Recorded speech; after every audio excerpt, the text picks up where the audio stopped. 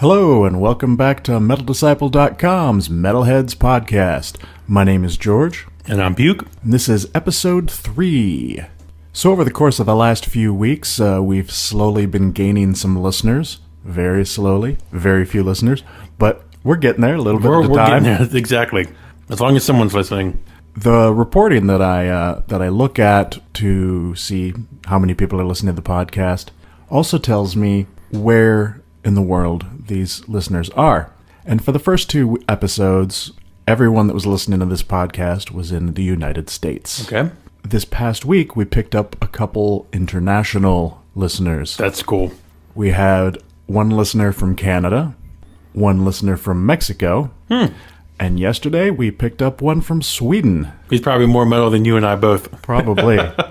So, if you happen to listen to the last episode and you're from Canada, Mexico, or Sweden, hi. Hey, hi. Thank you. Thanks for listening. Thanks for listening. Hope you're enjoying it. So, how you this week? I'm okay. We touched on it last week. The addiction to vinyl Yes. is starting to Take hold. really take hold. It's like the vinyl plague. Yeah. I'm really hooked. Awesome. I took another trip back to Graveyard. our downtown rock and roll graveyard the other day, with the intention to not get anything. I just want to look. Yeah, I just want to touch them a little. I just want to smell the old vinyl. Yeah. Browse, peruse, and I walked away with 6 or 7 purchases to let you know that the addiction is really deep seated. I didn't text this the other day because I wanted to hold it for the podcast. I'm not a fan of these guys. I don't listen to these guys. I thought it would sound good on vinyl. Mm-hmm. I bought an Iron Butterfly record. Inagata Vita? Yes. I've been looking at that one in the bin, and I'm like, I should get that. Just because. Inagata Vita, Exactly. baby. Just because I thought on vinyl, that would sound awesome. Did it? And it did? Yeah. Yeah. It did. Oh, that's cool. So, what else did you get? I got Slayer, Seasons in the Abyss. Right on. That was sealed. I picked up Wrath by Lamb of God. Wrath, yeah. I picked up, I can't remember right now. I picked up 2 Rainbow albums I got Long Live Rock and Roll. Nice. And I got the one after Dio left, Down to Earth. Down to Earth, yeah. I like that track, Since You've Been Gone. Since You've Been Gone. Yeah, that was a good song. Yeah. And I got Judas Priest, Screaming. Screaming for Vengeance. Nice. And That's all I can really think of right now.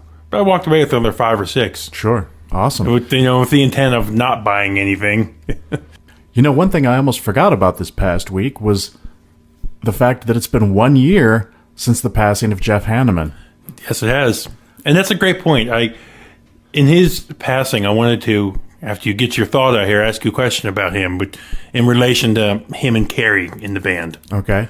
Yeah, I was coming home from work yesterday and listening to Liquid Metal in the car, and Jose, he just started losing this shit. He's just going, I can't even replicate it without shredding my voice, but he's just chanting Slayer with the most, horrendously harsh screech over and over and over and over, and then they proceeded to play a bunch of Slayer, and I was like, is it really already a year? I mean, that makes sense, but I thought it was at least another week out, but apparently not. I didn't even think. I thought it was sometime in the fall, but obviously it's been a year. The question that I thought of when I was looking on Twitter and that story came up is, I hear back and forth talk about, to you, who is more Slayer on the guitar side of it? When you think of Slayer and you think of the riffs and you think of the songwriting and stuff, who do you think of more? Well, it depends on the aspect of the song. Mm-hmm. In terms of riffs, I think Jeff Hanneman with his South of Heaven style riffs are, that's what I like to hear from Slayer. But when you talk about lead work, Kerry King just shreds it. Yeah. Okay. I just wanted to get your take on that because I hear, various opinions on that. Sure. Well, it takes both of those together to make an incredible Slayer. And of course, Tom and Drummer of the Week, whoever that might be. So last night, I found myself in a whirlwind, swept away, and suddenly at a Seven Dust show. Yes. And I have to admit, I've never really been much of a Seven Dust fan. I have a couple other albums, and I like how they sound in terms of a more commercial sound. I mean, I think they're more than competent. They're very good at what they do. The singer's great. Morgan's a killer drummer. Everybody is good, but it's just not really my style, so I don't really listen to it much, and so I'm not familiar. I couldn't... You couldn't pick a song. I remember when you first sent me that text yesterday, totally blindsided me that you were at a Seven Dust show, especially, given you and shows during the week sometimes, it makes for a long day, when you wake up early for work. So going to a band that I know you're not the biggest fan of. Yeah, I know. I'm familiar with the song titled Black. Yeah. But I wouldn't know it to hear. Yeah, that's why when I texted you, if they played 4 or 5 songs you didn't know. But I went with a friend of mine who is also in a band. Because of him, we got a little bit of the rock star treatment. We didn't need a ticket. We walked in. The owner of the club ushered us in and, lifted the velvet rope. The velvet rope and let us in, and then took us to the bar and got us free beers. I'm like, I could get used to this. Yeah. So then, we got to watch the show. And at that point, I started texting Buke. I'm like, Buke is a huge Seven Dust fan. I've seen them 10, 12 times. And so I'm like, hey, let me just shoot him a text. Look at this. I'm at the Seven Dust show. Now, I have a question about that. The picture you sent, the crowd looked like it was pretty large. Oh, it was pretty full. And that was, the one thing I wanted to ask you today is I know after their Animosity album, to me, that was their peak. Right. If you ask me, I know they had some lineup changes after that and members left and then some came back. But hearing that the crowd was still packed was a good sign. Yeah. Because I didn't realize if Seven Dust was still relevant. Right. I know their albums still sell pretty well for what records do these days. Sure. And I should note it was an acoustic show, which is a little bit different than, obviously a typical set, but it still brought the people out. Was there an opening act? There was not. When we got there, they were already on stage, but I think maybe they might have been in their first song. They played for a while. I mean, maybe an hour. I wasn't really keeping track. But they played for quite a while, and then they left. And they took an intermission of, had to be at least a half hour. And then they came back and played a whole bunch more songs. And what was interesting, the only 2 songs that I recognized all night were cover songs. They did a cover of Nine Inch Nails' Hurt, which got me really excited. And they did a Stevie Nicks song, and I know the song. I'm not enough of a fan of Stevie Nicks to know the name of the song, but it's the White Winged Dove song. Yeah, I've heard of it. So I was like, oh, that was interesting. But during that intermission, my friend knew one of the sound guys because they had toured together, and so he got that guy moved us up to the side of the stage where the soundboards and stuff were, so we could get a better look, and that was pretty impressive. Cool. So how many sets did they actually do that you were there for? I know you said you came late, but did they maybe play 5 songs, 10 songs, take a break? I don't really know how many songs they played. Like I said, they played for maybe an hour, took a break, and then played for maybe another 45 minutes to an hour. Okay. Just kind of like an evening with Seven Dust type of thing. Yeah. And then afterwards, they had a meet and greet with fans. We were hoping to meet the band just because my friend has played with them before. But because of the meet and greet, we didn't feel like sticking around. So, which, to remind any fans of Seven Dust out there, I know this is a more metal podcast, but Seven Dust did release a new album a couple weeks ago. Yeah, it sounds pretty good. Yeah, if anyone's out there interested in that. Yeah, that new Seven Dust is called Time Travelers and Bonfires. Okay. All right, well, let's see what releases we've got coming out this week. Okay. Not as many as last week, but a couple of interesting ones. Hammerheart Records is re-releasing the first Cobalt album, War Metal. No idea who they are. You know who they are. I have played them for you. Okay. Their third album, Gin, came out back in 2009, and I discovered it, I don't know, a year or two ago. Picked it up on vinyl more recently. It's an American black metal. It's really kind of raw, but interesting, and I don't know if I want to say progressive, but it's not your standard black metal, but it's really cool. So I'm looking forward to hearing this reissue. Cradle of Filth, perhaps you've heard of them. Mordgrim is re-releasing their third demo called Total Fucking Darkness. If you've ever listened to Cradle of Filth, you might not recognize them here. It's definitely a different sound than you would be used to. Almost a little bit of death metal in there. There's Danny vocals that do sound reminiscent of what he would come to sing like, but... What was the year on that? Do you have a guess? You don't have to look it up. Do you say? It originally came out in 1993, but... Okay. Next up is a band from Denmark called Pet the Preacher. These guys are a stoner metal band. Sorry, I'm choking on my coffee. Pet the Preacher. I heard of them on their first album, which came out, I don't know, a year or two ago. I kind of dig it, so I haven't really given a listen to this one yet, but it's coming out this week, so I'm definitely going to give it a listen. With a title like that, I have to check it out. And the last band of note this week is an American... sort of doom band called Vestal Claret. Their third album, The Cult of Vestal Claret, is coming out this week as well. It's got more old school metal sound, so it's kind of like old school metal with maybe a little doom thrown in there. It's interesting. You should check it out. See, this is what you always do to me. You always hit me with so much good music every week. I just can't keep up. Yeah. Man, I love it. I love leaving here with, new records to go check out. And then it just piles up and piles up. That's why I do this. It's worth noting that since I'm always coming across these new bands, I don't get a lot of time to go back and listen to old things. And so I find a new band and I'm like, this album is great. And then I listen to it and I listen to it for a couple of weeks. And then I might not listen to it for another couple of years because I'm so busy bringing in all the new albums that I just don't get to it. And that makes me sad sometimes. But once in a while I get to go back and just dig through all the great things that I find. And it's an orgy of metal. I think that, in our friendship, that with me that carries a lot of weight, that when I hear something that gets you excited and it hooks you for a while and you really listen to it for a while, that to me gets me excited because, hey, if you're not listening to it, not saying it's bad, but if you're listening to it and really continuing to listen to it for an extended period of time, then it's something I really need to check out. And part of why I do the website and the podcast and everything else related to this stuff is that I enjoy introducing you to new bands. And I'm not satisfied with just you. I want to introduce everybody to new bands. So that's why I do what I do. Yep. So what have you been listening to this week?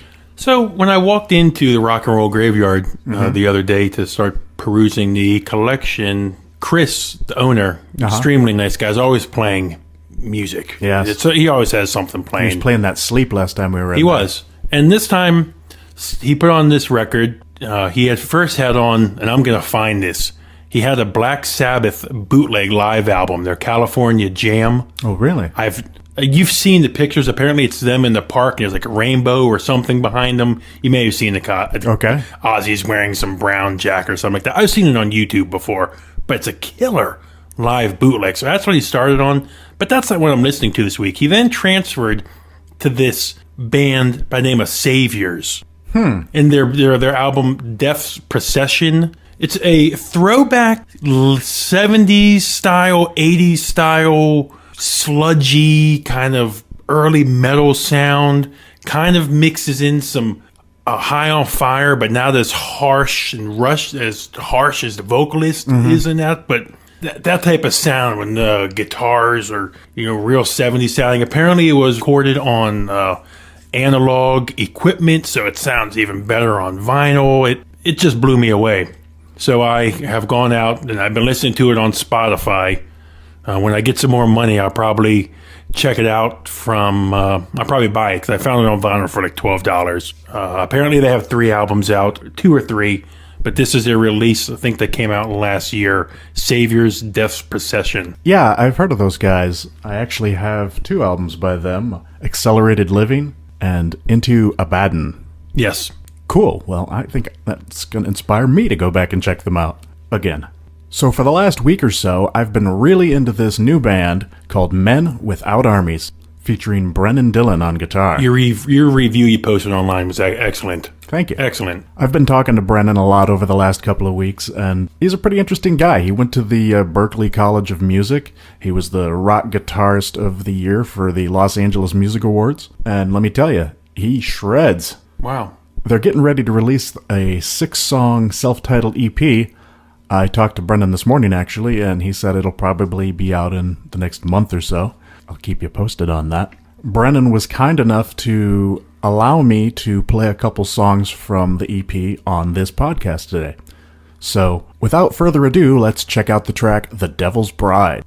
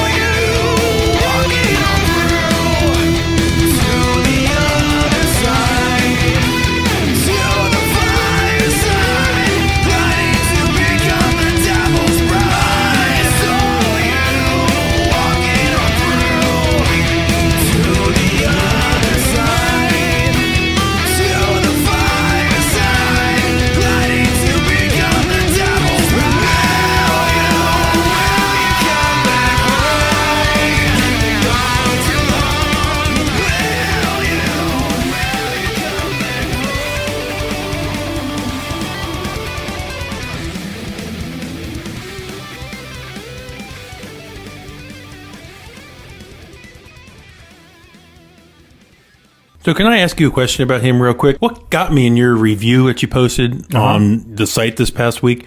You said it really meant a lot to you when he took the time to know you by name, know the site, and really reach out to you.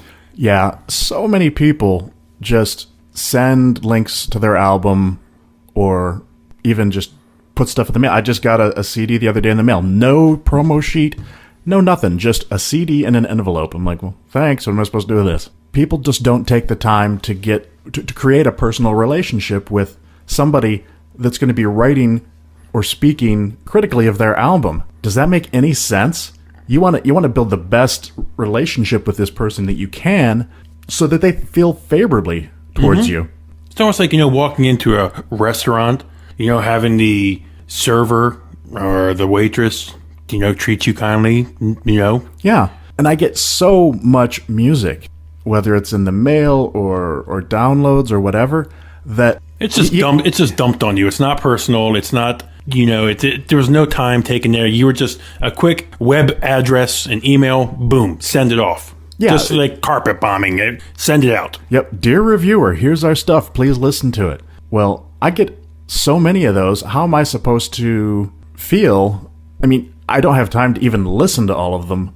So you're more likely going to get listened to and reviewed if you start a conversation with me than if you just dump some music on me and I may not even ever listen to it. So anyway, Brendan is really good about that. And because of that, I was interested to hear what he had going on.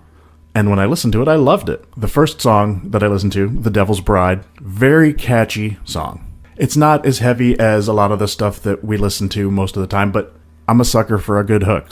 And something about that hook was just, it gets stuck in my head. I love it. And when I listen to some of the other songs, like NYC, the first track on the EP, the guy's vocals just sound, it took me like a minute to figure out who it reminded me of. And I was like, this sounds like Chuck Billy. Like on like The Legacy or The New Order, early Testament. That clinched it for me. I definitely like these guys. I could tell you were excited in the video. We'll be closing out the show with another song from the EP called Metal Rain. So stick around at the end to make sure you give that a listen. Last week, we started a new segment where we talk about our favorite albums from a particular band. Last week, we did our top 3 favorites from Iron Maiden. I figure after doing that, we should really do our top 3 Judas Priest. What do you got for me? My number 3 is Defenders of the Faith. Nice. With tracks like Freewheel Burning and Some Heads Are Gonna Roll. Some heads are gonna roll. Classic. Hello, the Sentinel. Yes. Also well covered by Machine Head. Extremely well covered. Yes. Number 2, Screaming for Vengeance. Screaming for vengeance. The title track. Yep. Just seals it up for me there. And number 1, if there's any doubt, British Steel. That's kind of where I figured you would go. That album, so I just getting it on vinyl a couple weeks ago, start to finish. In fact, when I saw them on tour the last time, they played that album. I think they played the first 6 tracks or something. Mm-hmm. Killer, Breaking the Law, Metal Gods. What's that? Rapid Fire's on there, right? Yeah. Killer. I can't find the right words to sum that album up, but I think, it's a classic. The history books itself sum that album up. It's one of the albums, if you're going to start with metal. Sure. That's one of the albums to start with. Right on. So, my 3, and yours were in order again, weren't they? Yeah, mine are in no particular order. I chose to cover a time range. My first one is Defenders of the Faith. Why is that? That's because that was my first Priest album. Okay. I got it on cassette, shortly after it came out. And was that your first taste of hearing them? Yes, that was my very first Priest, was Defenders of the Faith when it first came out. Do you remember how you first heard of them? In Hit Parader magazine. Okay. Back in the day, there was this Iron Maiden versus Judas Priest feud. Oh, there was. Sort of like then later there was Metallica and Megadeth. Yeah. And I don't know that there was particularly a feud between the bands, but it was more of a made up kind of thing. Fans, Maiden's better. No, Priest is better. It's just like now we have the Xbox versus PlayStation, guys. Yeah, we've really come a long way. So my next Priest album is Ram It Down. Does that surprise you? A little, because I'm seeing where you're going. I'm not sure number 1's going to be what I thought it was. The reason I went with Ram It Down is because one of my favorite all-time Priest songs comes from that album. There's some mediocre material on that album, but Blood Red Skies. I love that song. So, guesses. What's my 3rd album? I thought it was going to be British Steel. Hands down. I thought it was going to be. I didn't think there was no way it could be anything else. Well, I knew you were going to do British Steel. Did you? And British Steel is really sort of the introduction to the second era of Priest. And Ram It Down, I would say, is the 3rd. The first era of Priest, Sad Wings of Destiny. Thinking back on your reviews you did, during your 365 project, I think you had mentioned that album maybe on one of the days. Maybe. Or some reference to that. So it doesn't surprise me. Well, it does, but... The first Priest album it wasn't all that metal. It was still kind of, rock. With Sad Wings of Destiny, we get The Ripper, Victim of Changes. And I just got this on vinyl recently and rediscovered the track Island of Dominations, the song that closes out the album. Very cool track. Sad Wings of Destiny, check it out. Now, did you go back, because that wasn't where you started. Was it you instantly started with Priest, and were you hooked on them? Well, instantly? Like I said, it took me a little while to get into Defenders of the Faith, because it was, for the time, it was pretty heavy. And I didn't quite know what to think of it when I heard Free Will Burning. I was like, what is this? I've been listening to Twisted Sister and Dio and stuff like that. So it took me a little while. Do you think you would have been hooked more if you would have started on that? I don't know. That's a good question. We may never know. Yeah, we won't. So next I've got a topic that I've been meaning to bring up for the last few weeks, and we always run out of time. The Big Four. One of my pet peeves. Yes. How do you feel about the so-called Big Four? Well, as someone who was, younger during the 80s and was born in 83, Right. When those bands were really coming up and making a name for themselves, I don't remember it. So the Big Four to me now is, I guess, what's kind of been put together by the media, by the internet. Yeah, it's kind of almost a promotional thing now, I guess. So to me, I never, saw, I guess in a sense, I never lived it when it was really happening. So my only Big Four now is the package tour, the DVDs that you see, the CDs that you see. But to me, the bands, Megadeth, Testament, Anthrax. Nope. Metallica. Wrong. Thanks for playing. But those that you see now as thrash Gods. Yes. I can't question that. Yeah. Because, it's kind of what's been presented to me and, spoon-fed to you. Yes, in the sense that, hey, they're almost kind of saying, these are the pioneers. These are the Big Four. Here they are. Well, so the Big Four, for that last person in the far corners of the earth that doesn't know the Big Four, Metallica, Megadeth, Anthrax, and Slayer. I don't know why it peeves me so much. I mean, sure, they are the biggest four thrash bands. But when you talk about 80s thrash, it's an incomplete conversation unless you've got Overkill, Testament, and Exodus as part of that list. So I've always argued it should be the Big Seven. Is it an argument that matters? Hell no. Does anybody care? Hell no. But that's the way I feel. Overkill is still making incredible thrash music. I'll admit I've never been a big fan of them. I just got Taking Over on vinyl the other day. Such a killer album. Exodus, Bonded by Blood, a cornerstone of thrash. And Testament, first couple albums, incredible. I don't know, somehow I thought this argument was going to be a little more incendiary. No, but that's what I wanted to ask you. Would you take out a band?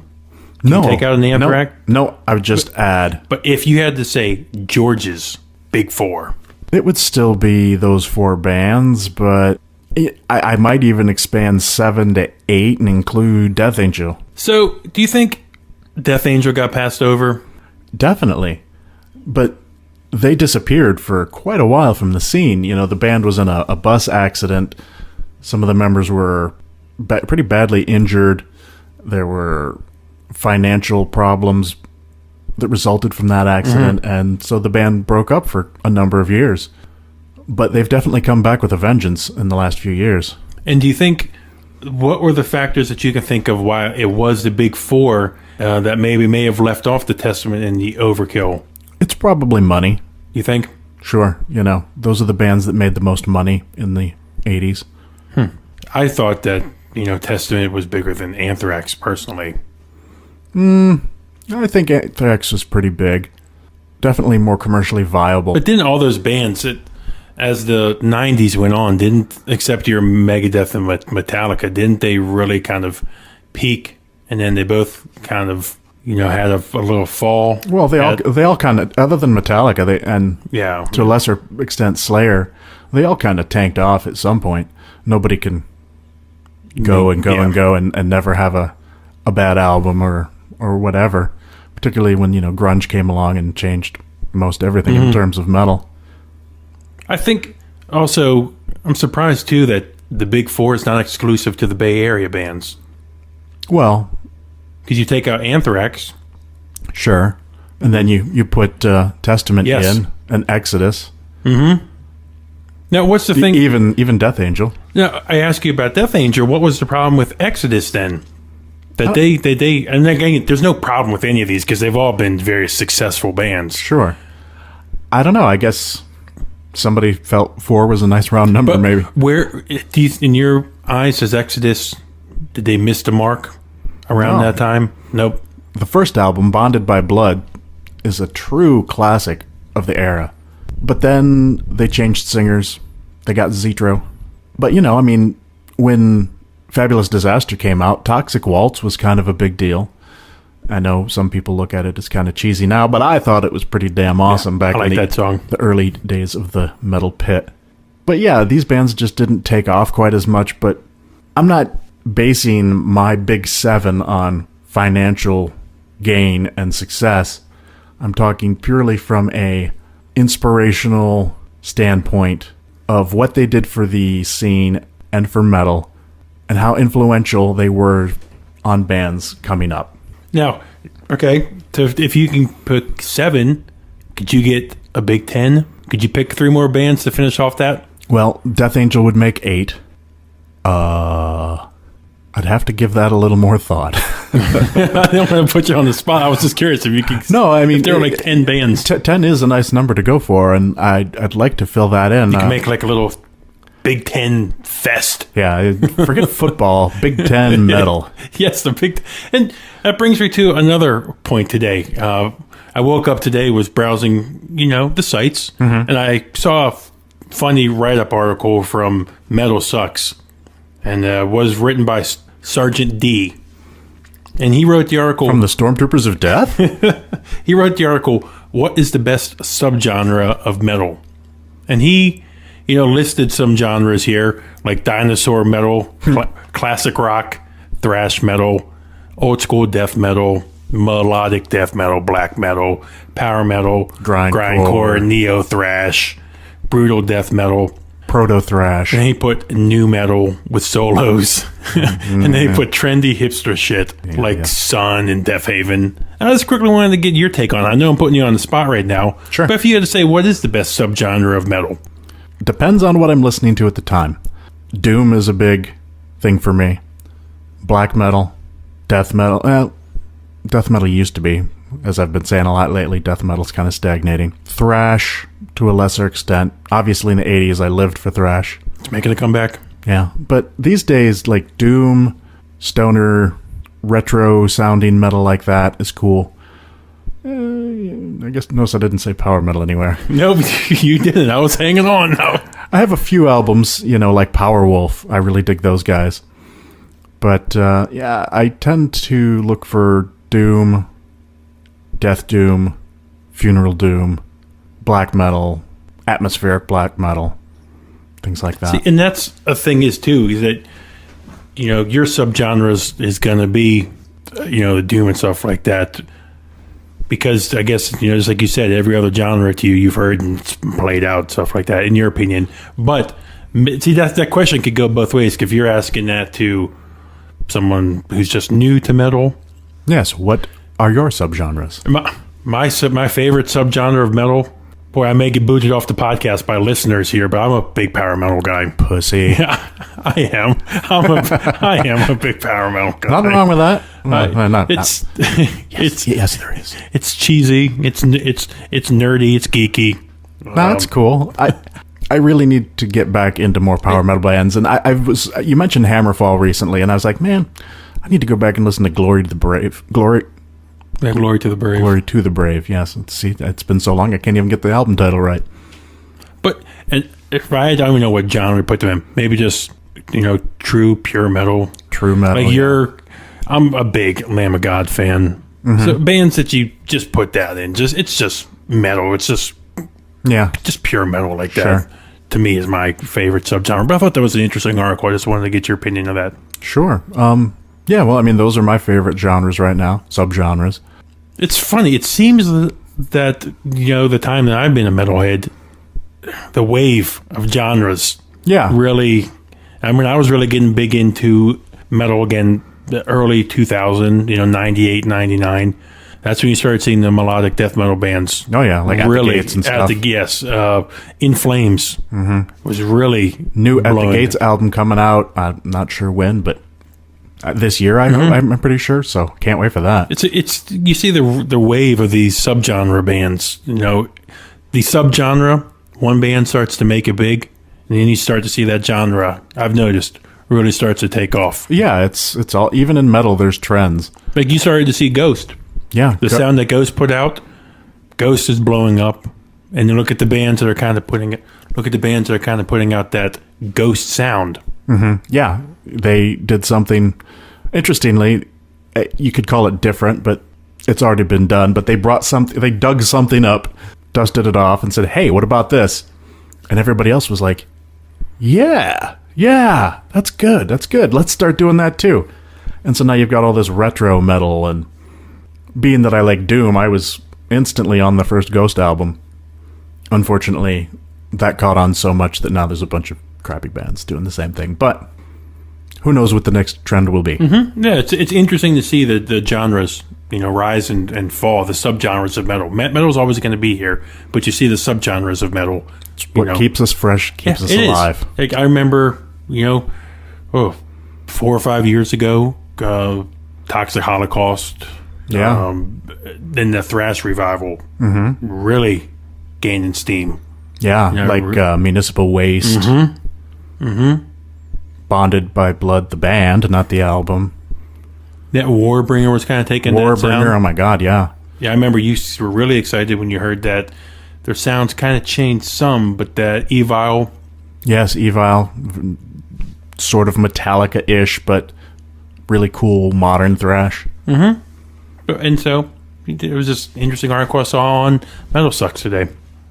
Speaking of Metal Sucks, we've been having a little bit of back and forth conversation with some friends of yours. Yes, we have. Would you like to say hi to them? To Chuck and Godless, hello. We hope you're listening again. And the battle's on. Bring it. Yes, bring it on, brother. They mentioned Bolt Thrower. That earned a little extra respect for me. I hate to have to kill you. So with that, good job, Wesley. See you in the morning. Most likely kill you in the morning, something like that. Yeah. Anyway. So with that, let's go into our classic albums. Yep. It's funny that you just say Bolt Thrower because that's what I came in here today. Nice. That was my classic. Their album For Victory. For Victory. Coming out on vinyl reissue end of the month, I believe. Yep. Was it released in 94? Okay. Classic Bolt Thrower. Oh, yeah. That's definitely my favorite. It's, death metal. I have a hard time listening to a lot of death metal because when I listen to my death metal, I like more of the Michael Ackerfeld style of being able to hear the words that the death metal vocalist is saying. Enunciation. And that's it. Exactly. And Instead of just, I just said 3 sentences. Exactly. And even when you're reading the lyrics, you look at it, you're like, is this hieroglyphics? Yeah, well, if you're reading the lyrics and listening to the vocals and you still can't make out a single word, there's a problem. Because they're not really saying those words. Whatever. So this Bolt Thrower album, to me, is just a classic death metal album. Bolt Thrower has a very unique and identifiable sound. Bolt Thrower comes on the radio. You don't even have to hear any singing. You hear some of that riffage and you're like, dude, Bolt Thrower. You once described Bolt Thrower to me. We were at a Landmine Marathon show when we saw Warbringer. And it's funny with, the first couple albums from Bolt Thrower being released by Games Workshop. You have that Warhammer 40K reference to Space Marines. And you said this description to me, and it rings so true. You said, if you picture that slow rolling tank, Yeah. Chugging across the battlefield, just slowly just crushing all. That's kind of the sound that Bolt Thrower That's is. the Bolt Thrower sound. I was going to bring up the Games Workshop thing because back in the day, Bolt Thrower was originally released by Games Workshop, who make role-playing games. They first came to my attention when my friend Josh, also a big metal fan and role player, told me about this band that was released by Games Workshop, and I was like, that's weird. But, checked it out, and Bolt Thrower. Never look back. Yep. In battle, there is no law. My album this week, my classic if you will, is the third album from Rotting Christ, Triarchy of the Lost Lovers. This album came out in 1996, so technically it's not quite a classic yet. It's only 18 years old. But the band has been around for over 20 years, so I'm grandfathering the album in. First two albums, they started off as a real black metal band, really raw and evil, and they evolved relatively quickly into something I like to think is unique. And by their third album, Triarchy of the Lost Lovers, the music was a little more, it was slower, melodic, not in a like pretty melodic sort of way, but it wasn't very black metal sounding, yet the vocals were still quite harsh in a pseudo black metal sort of way. It's kind of hard to describe. I mean, it wasn't death metal, it wasn't it was a little, maybe it was. They were really harsh anyway. And at the time when I first bought the album, I bought it when it first came out. I believe I picked it up back at that old store that we used to go to, Record and Tape Traders, back when they were in business. It was right after I moved to Maryland from Michigan. Yep. And I picked that up, and I really dug the music. But at the time, I was like, I don't know about these lyrics, or not the lyrics, but the vocals, because I was still just getting into bands like Cradle of Filth and stuff like that at the time. So I had a little bit of trouble with the vocals getting into the band. But then a few years later, I went back and rediscovered them. And the funny thing is, every album that came out after this one, I bought it. Even if I wasn't quite a fan yet, I was like, at some point, I'm going to be a fan. I know this. And so I bought the album.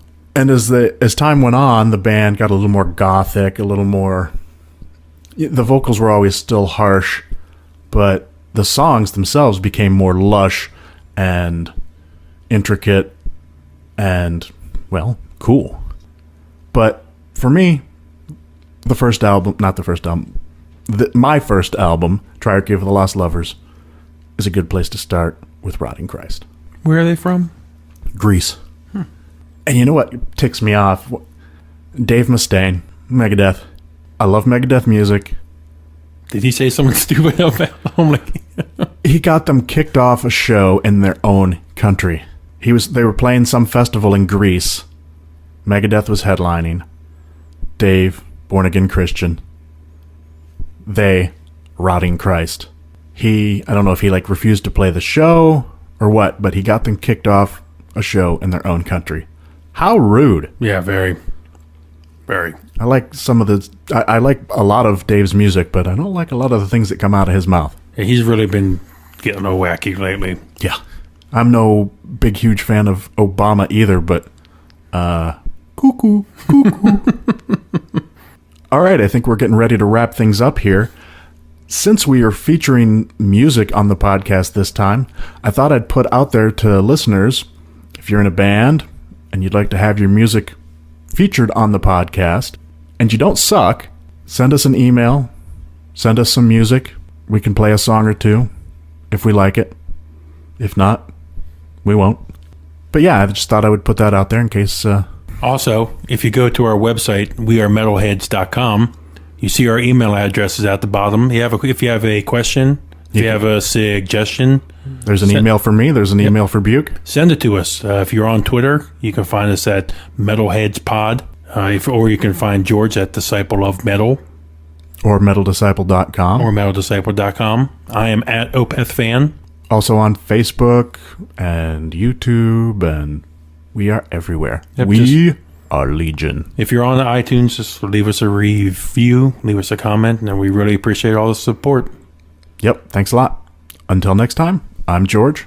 And I'm Buke. And this is Men Without Armies and Metal Rain.